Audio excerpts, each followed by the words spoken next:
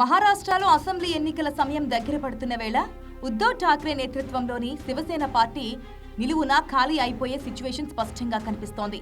గత కొన్ని రోజులుగా పార్టీ అంతర్గత వర్గాల్లో నడుస్తున్న తీవ్రమైన అసంతృప్తి ఇప్పుడు ఒక్కసారిగా బద్దలైంది. Latest intelligence and political reports ప్రకారం ఉద్ధవ్ ఠాక్రేకు అత్యంత నమ్మకస్తులుగా ఉన్న దాదాపుగా 14 నుండి 16 మంది ఎమ్మెల్యేలు, వారితో పాటు 6 ఎంపీలు సీఎం ఏక్నాథ్ షిండే క్యాంపులోకి వెళ్లిపోవడానికి కౌంట్ డౌన్ స్టార్ట్ చేశారు. కేవలం వచ్చే ఒకే ఒక్క వారంలోనే ఈ భారీ ఫిరాయింపులు అఫీషియల్ గా జరిగిపోతాయని పొలిటికల్ సర్కిల్స్ లో వార్తలు విపరీతంగా మారుమ్రోగుతున్నాయి.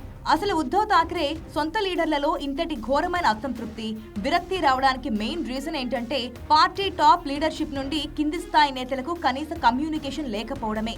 ఉద్ధవ్ ఠాక్రే తమను అసలు కలవడం లేదని, ఎలాంటి పొలిటికల్ గైడెన్స్ ఇవ్వడం లేదని ఎమ్మెల్యేలు తీవ్ర ఆవేదన వ్యక్తం చేస్తున్నారు.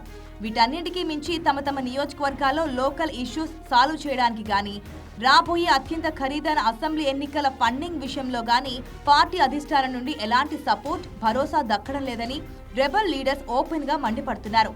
పార్టీని నమ్ముకొని ఉంటే తమ పొలిటికల్ ఫ్యూచర్ కంప్లీట్ గా నాశనం అవుతుందనే భయంతోనే వాళ్ళు ఈ నిర్ణయానికి వచ్చినట్లుగా తెలుస్తోంది.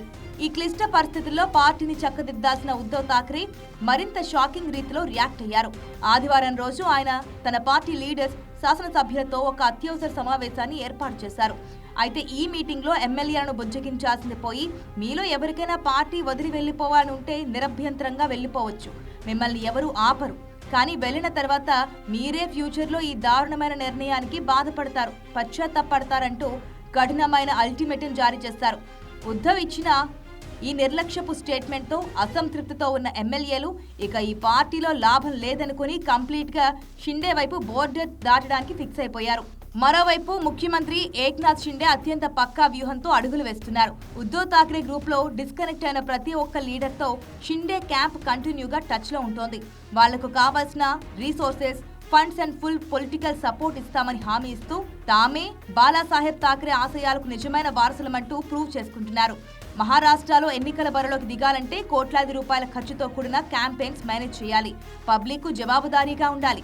కానీ ఉద్ధవ్ ఠాక్రే నాయకత్వం అందులో పూర్తిగా ఫెయిల్ అవ్వడంతో ఉనికిని కాపాడుకోవడానికి ఎమ్మెల్యేలందరూ అధికార శివసేన వైపు క్యూ కడుతున్నారు. ఈ భారీ చీలిక కనుక వచ్చే వారంలో అఫీషియల్ అయితే మహారాష్ట్ర పాలిటిక్స్ లో ఉద్ధవ్ ఠాక్రే చాప్టర్ కంప్లీట్ గా ముగిసిపోయినట్లేనని పొలిటికల్ ఎక్స్పర్ట్స్ గట్టిగా విశ్లేషిస్తున్నారు.